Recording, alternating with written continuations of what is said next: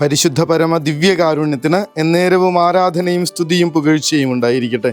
പരിശുദ്ധ പരമ ദിവ്യകാരുണ്യത്തിന് എന്നേരവും ആരാധനയും സ്തുതിയും പുകഴ്ചയും ഉണ്ടായിരിക്കട്ടെ.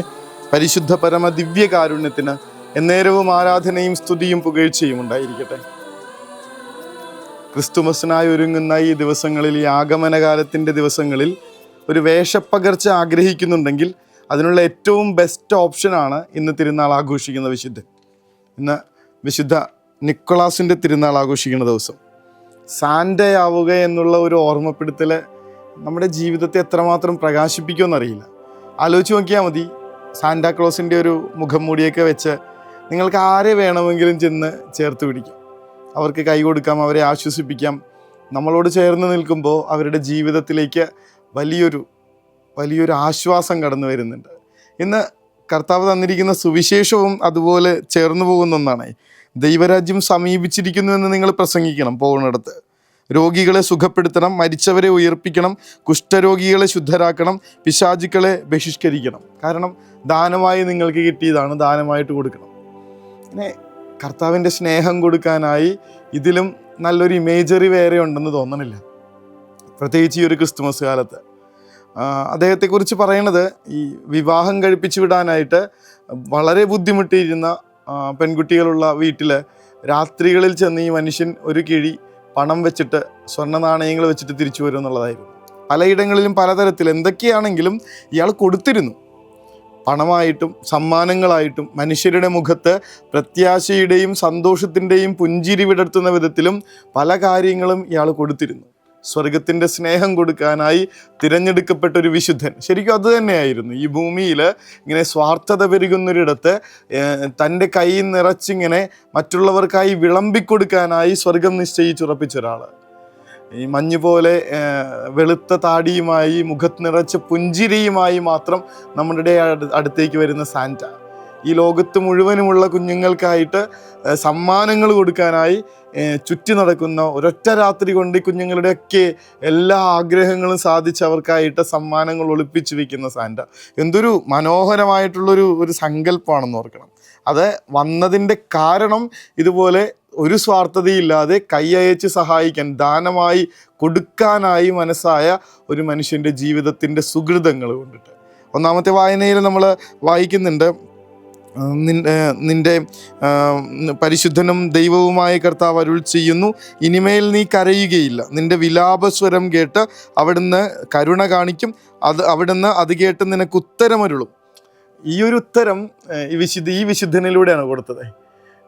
നമുക്കിങ്ങനെ വെറുതെ ഒരു സാന്റാക്ലോസിൻ്റെ ഡ്രസ്സൊക്കെ എടുത്തിട്ട്, ഒരു മുഖം മൂടിയൊക്കെ എടുത്ത് വെച്ച് ഒന്ന് പുറത്തേക്ക് ഇറങ്ങിയാലോ? ആലോചിച്ച് നോക്കുമ്പോൾ തന്നെ ഭയങ്കരമായിട്ടുള്ള സന്തോഷം തരുന്ന, ഭയങ്കരമായിട്ടുള്ള സാധ്യതകൾ, സ്നേഹിക്കാനായിട്ടുള്ള, കരുണ കാണിക്കാനായിട്ടുള്ള, നന്മ ചെയ്യാനായിട്ടുള്ള സാധ്യതകൾ തുറന്നു തരുന്ന ഒരു ഇമേജറി. കർത്താവെ, ഞങ്ങളെ ആരുടെയൊക്കെയോ സാന്റാക്ലോസ് ആക്കി മാറ്റണേന്നൊന്ന് പ്രാർത്ഥിക്കുക.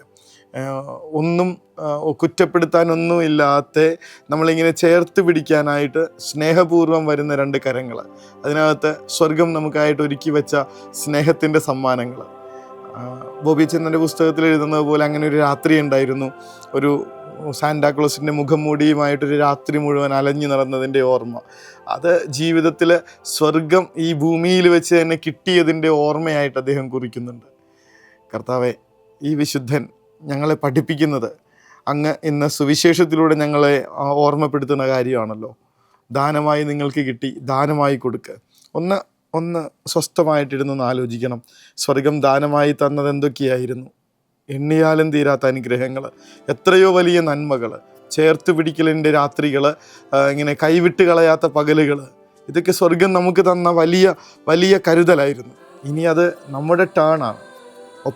ഇങ്ങനെ കൂട്ടില്ലാത്തവർക്കൊന്നൊപ്പം നിൽക്കാനും, കരയുന്നവരെ ചേർത്ത് പിടിക്കാനും, ഇങ്ങനെ വല്ലാതെ നിരാശപ്പെട്ടിരിക്കുന്നവർക്ക് പ്രത്യാശ കൊടുക്കാനും, ശൂന്യമായ കരങ്ങളോടുകൂടെ ജീവിക്കുന്നവരിലേക്ക് ഇങ്ങനെ സമ്മാനങ്ങളുമായി കടന്നു ചെല്ലാനുമൊക്കെയുള്ള ഒരു നിയോഗം. കർത്താവെ, ഞങ്ങളെ സാന്റയാക്കണേ എന്നൊന്ന് പ്രാർത്ഥിക്കുന്നത് ദിവസം. അവിടെ ഒന്നും നിൽക്കേണ്ടതല്ല. ഈ ക്രിസ്തുമസ് അവസാനം പുൽക്കൂട്ടിൽ ചെന്ന് ക്രിസ്തു എന്നുള്ള ആ ഒരു ഏറ്റവും വലിയ സന്തോഷത്തിൽ നിൽക്കേണ്ടതാണ്. എന്തായാലും അതിൻ്റെ ആദ്യത്തെ ഒരു സ്റ്റെപ്പായിട്ട് കർത്താവെ ഞങ്ങൾ സാന്റയാക്കണേ എന്നൊന്ന് പ്രാർത്ഥിക്കുക. ആരുടെയൊക്കെയോ ഒരു സാന്റാക്ലോസ് ആയിട്ട് ഈ ഭൂമിയിൽ കുറച്ചു കാലം ജീവിക്കുന്നതിനെ കുറിച്ചൊന്ന് ആലോചിച്ച് നോക്കിയേ. ജീവിതം എത്രമാത്രം സന്തോഷമാവും. കർത്താവെ ഞങ്ങളെ ഒന്ന് ഒരുക്കണേ എന്ന് പ്രാർത്ഥിക്കും. ഞങ്ങളുടെ മനസ്സ് ഇങ്ങനെ വിട്ടുകൊടുക്കുന്നതിന് വേണ്ടി ഒന്ന് പ്രിപ്പയർ ചെയ്യണേ എന്ന് പ്രാർത്ഥനയോടെ ഈശോയുടെ തിരുമുൻപിൽ അവിടുത്തെ ആശീർവാദത്തിനായി പരിശുദ്ധ സ്നേഹമേ, പരിശുദ്ധ പരമദിവ്യകാരുണ്യമേ, അനന്ത സ്നേഹമേ, പരിശുദ്ധ പരമദിവ്യകാരുണ്യമേ, അനന്ത സ്നേഹമേ.